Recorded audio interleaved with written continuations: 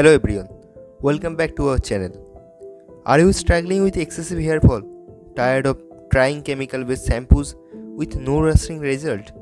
In today's video, we'll explore the best homeopathic medicines for hair fall with detailed indications so you can find a remedy that suits your case perfectly. So, stay tuned till the end and don't forget to like, share, and subscribe our video. Though hair fall is not just a cosmetic issue, it often reflects deeper imbalances in the body, stress and hormonal changes. Thyroid disorders, poor diet, dandruff or even past illness can cause hair loss. Homeopathy focuses on treating the root causes and that's what makes it effective. So चलिए शुरू करते हैं आज का हमारा जो पहला जो होम्योपैथिक ड्रग जो हेयर फॉल के लिए बहुत ज़्यादा यूज़फुल है। टॉप जो होम्योपैथिक मेडिसिन है जिसको हम लोग हेयर फॉल के लिए यूज़ कर सकते हैं, उसके अंदर फर्स्ट क्या होगा, फॉस्फोरस 30 और 200 पोटेंसी में हम यूज़ कर सकते हैं। तो फॉस्फोरस का यूज़ करने का कोई कुछ इंडिकेशंस भी होगा। जब टेम्पल के ऊपर पोर्शन से मतलब फोरहेड के ऊपर पोर्शन से जब हेयर निकल जाएगा, ठीक है, तो मेनली जो मेल बर्डनेस होता है वो कैसा डब्ल्यू शेप का होता है, ठीक है। जब फोरहेड के ऊपर से दोनों साइड से जब हेयर निकल जाएगा, हेयर फॉल होगा, तब हम लोग फॉस्फोरस दे सकते हैं। चलिए अभी देखते हैं हम इंडिकेशंस फॉस्फोरस का। Hair falls in bunches specially while combing और वॉशिंग। तो हेयर बंचेस से झड़ जाते हैं, बालों पर झड़ जाता है कब, जब कोई भी पर्सन वॉशिंग कर रहा है और कॉम्बिंग कर रहा है। एंड जो हेड का ऊपर जो पोर्शन है जिसको हम लोग स्कैल्प बोलते हैं, उसको क्या फील होगा, उसका स्कैल्प का कैरेक्टर क्या होगा जब हम लोग फॉस्फोरस यूज़ करते हैं। स्कैल्प होगा ड्राई टाइप का एंड ईची मतलब बहुत ज़्यादा ईचिंग होगा उसके अंदर। ड्राई होगा तो उसके अंदर ईचिंग भी होगा। And suited to anxious sensitive individuals. तो फॉस्फोरस का जो मेंटल कंडीशंस है मतलब पेशेंट थोड़ा सा एंजियस हो पे एंड सेंसिटिव भी होगा। उसके साथ great for people who fear illness, love cold drinks and suffer from dandruff with hair fall.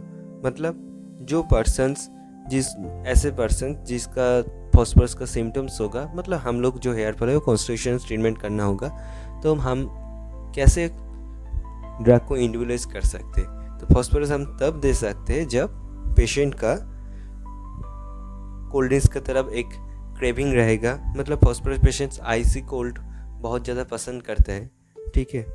And suffer from dandruff with hair fall, तो उसका डैंड्रफ में भी प्रॉब्लम होगा एंड फिर उसके साथ हेयर फॉल का भी प्रॉब्लम होगा, तब हम लोग दे सकते हैं फॉस्फोरस। सेकेंड जो मेडिसिन है उसको हम दे सकते हैं 30 और 200 पोटेंसी में, जो है लाइकोपोडियम 30 और 200।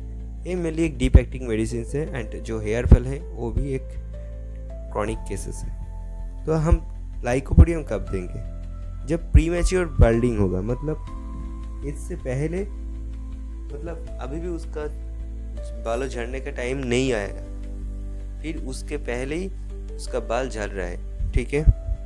Specially from the temples region से जब हेयर फॉल हो रहा है, हेयर टर्न्स ग्रे अर्ली। कुछ पर्सन से होगा जिसका एज 20 नियर अबाउट 22-24, बट उसका जो हेयर पोर्शन है वो ग्रेइश कलर का हो रहा है। इसके लिए हम लोग लाइकोपोडियम एक अच्छा सा रेमेडी है। Suited for confident outside but insecure inside personalities. जो पर्सन्स का मेंटल कंडीशंस होगा, हम कैसे डिफाइन कर सकते हैं किसको हम फॉस्फोरस देंगे, किसको हम लाइको देंगे, ये भी सीखना ज़रूरी है। तो हम लाइको कब देंगे, जब जो पर्सन्स है वो आउटसाइड पोर्शंस में, मतलब जो बाहर जाएगा वो बहुत ज़्यादा मेंटली बहुत ज़्यादा कॉन्फिडेंट रहेगा, बट उसका खुद से अंदर वो बहुत ज़्यादा इनसिक्योर फील करेगा। Sorry. If your hair loss in words after child birth और डाइजेस्टिव इश्यूज, लाइकोपोडियम में हेल्प। कब हम लाइको दे सकते हैं, जब चाइल्ड बर्थ मतलब कोई भी प्रेग्नेंट वुमेन उसका चाइल्ड बर्थ होने के बाद उसका बहुत ज़्यादा हेयर फॉल हो रहा है, तब हम लोग लाइको दे सकते हैं। और जो डाइजेस्टिव लाइको जो कब दे सकते हैं, जब पेशेंट का कोई भी डाइजेस्टिव प्रॉब्लम होगा। मेनली लाइको ड्राई और फ्लैचुलेंस का भी एक ग्रेट रेमेडी है। एंड लाई को हम लोग डाइजेशन के लिए भी यूज़ कर सकते हैं। तब हम लोग दे सकते हैं लाइकोपोडियम जब डाइजेस्टिव इशू के लिए हेयर फॉल हो रहा है तब। अभी हम आते हैं और एक great remedy, पॉलीक्रेस remedy silicea, and उसका पोटेंसी आप क्या यूज़ कर सकते हैं 6x और 200।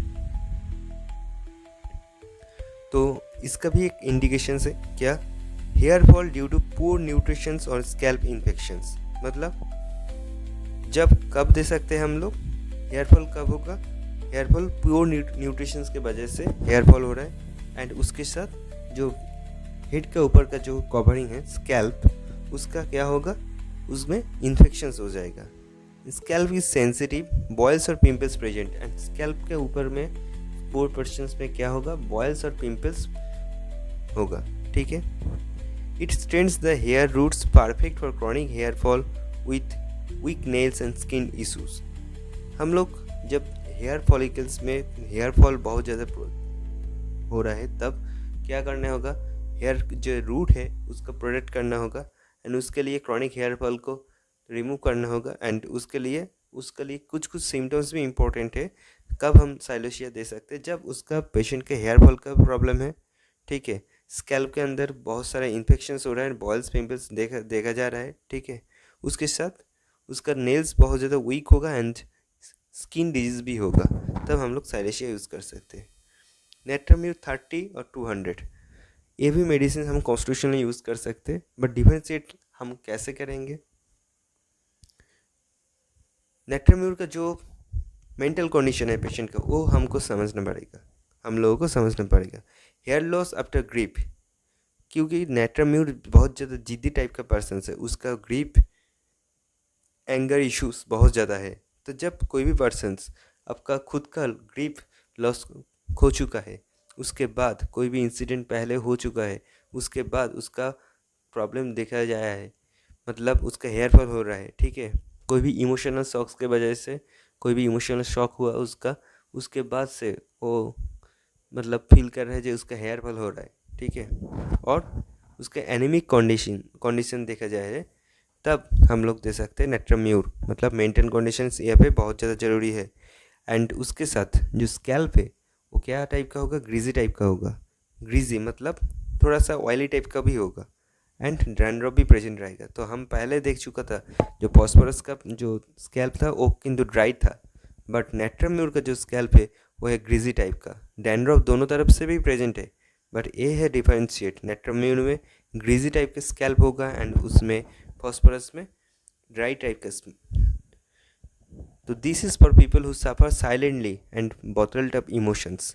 तो नेट्राम्यूर किसको दे सकते हैं हम लोग, मेनली जो बहुत ज़्यादा इमोशनल पर्सन्स, जिसको यूपिंग डिस्पोजिशंस भी रहेगा एंड उसका बहुत सारा एंगर इश्यूज भी रहेगा, उस पर्सन्स को जो उसका मेंटल कंडीशंस के विचार करके हम लोग दे सकते हैं नेट्राम्यूर। फिर आते हैं फिफ्थ मेडिसिन हमारा जो है फ्लूरिक एसिड। तो फ्लूरिक एसिड का हम कब दे सकते हैं, जब हेयर फॉल्स इन स्पॉट्स, मतलब एलोपेशिया एरिएटा। एलोपेशिया एरिएटा मतलब जब बंच जो हेयर निकल जा रहा है, कहाँ से, एक एक पोर्शन से निकल जा रहा है, ठीक है, फुल बॉडी फुल पोर्शंस में हेयर है, ठीक है, हेयर मतलब हेयर फुल पोर्शंस में है, बट एक एक जगह से बंच करके हेयर निकल रहा है, उसको हम बोलते हैं एलोपेशिया एरेटा। स्पेशली कब, जब फीवर के बाद, ठीक है, तो जब फीवर के बाद कोई भी एलोपेशिया एरेटा का सिम्टम्स देखा सकते हैं, तब हम लोग फ्लूरिक एसिड 30 और 200% में दे सकते हैं। Hair grows back thin and dry, and जो हेयर ग्रोज होगा वो क्या बहुत सारा थिन टाइप का होगा एंड ड्राई टाइप का होगा। तो फ्लूरिक एसिड एक पावरफुल रेमेडी है chronic and patchy hair loss के केसेस में, ठीक है। सिक्स्थ मेडिसिन जो हम यूज़ कर सकते हैं वो है सीपिया। सीपिया हम कब 30 और 200% में यूज़ कर सकते हैं। एंड कब देंगे, hair fall in women due to hormonal changes specially after child birth और मेनोपॉज। मतलब चाइल्ड बर्थ के टाइम में और मेनोपॉज के टाइम में कोई भी हार्मोनल चेंजेस के वजह से कोई भी हेयर फॉल हो रहा है, तब हम लोग सीपिया यूज़ कर सकते हैं। एंड एक मतलब एक प्रैक्टिशनर का काम है जो कैसा कंडीशंस में क्या क्या रीज़न हो रहा है कि तो ये इंडिविजुअलेशंस का निकलना, इंडिविजुअलेशन निकलना, किसको कौन सा मेडिसिन देना होगा, एक आज काम प्रैक्टिशनर का है, ठीक है। परफेक्ट और exhausted mothers with falling hairs and mood swings, मतलब मेनली माँ लोगों के लिए जो मदर्स है उसका चाइल्ड बर्थ के बाद और कोई भी हार्मोनल चेंजेस होगा तब, और कोई भी एग्जॉस्टेड मदर्स एंड उसका बहुत सारा मूड स्विंग होता है, इमोशनल एक कॉज है, तब हम लोग देख सकते हैं सिपिया। फिर हम आते हैं सुराइनम। सुराइनम हम कम देते हैं, सुराइनम में भी एक वन एम पोटेंसी में भी यूज़ कर सकते हैं, बट ये सुराइनम एक मेनली डीप एक्टिंग मेडिसिन है। तो इंडिकेशंस क्या, extremely oily and itchy scalp, जो स्कैल्प होगा वो बहुत ज़्यादा ऑयली टाइप का स्किन होगा, एंड उसके साथ एक ऑफेंसिव स्मेल भी रहेगा, and hair falls with seborrheic dermatitis. तो हेयर फॉल्स क्यों होगा, एक डर्माटाइटिस का टाइप का कंडीशंस क्रिएट होगा, इसके लिए हेयर फॉल होगा। And great when conventional dandruff treatment fails, जब डैंड्रफ ट्रीटमेंट फेल हो जाएगा तब हम लोग यूज़ कर सकते हैं ये medicine.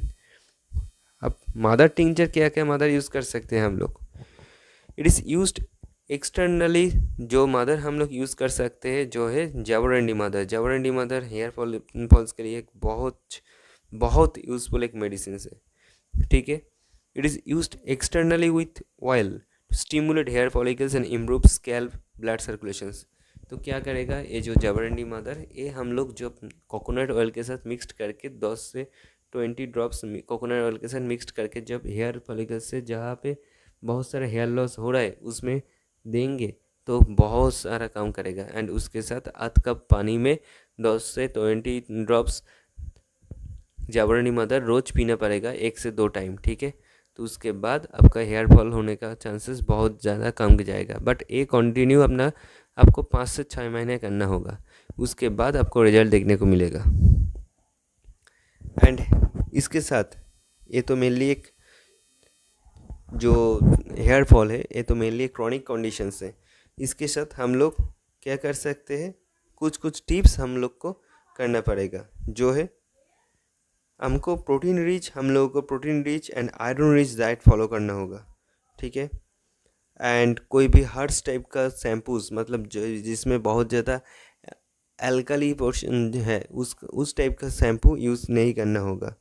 And rose message regularly, मतलब जो स्कैल्प पोर्शन है उसमें जावरंडी एंड कोकोनट ऑयल को मिक्स करके हर दिन उसको मसाज करना होगा, ठीक है। Manage stress through yoga and स्लीप्स, and थोड़ा सा योगा एंड नींद अच्छा होना ज़रूरी है, ठीक है। Drink plenty of water, and उसके साथ जितना ज़्यादा पानी पी सकते हो तो उसका ज़्यादा आपका तबीयत ठीक रहेगा, ठीक है।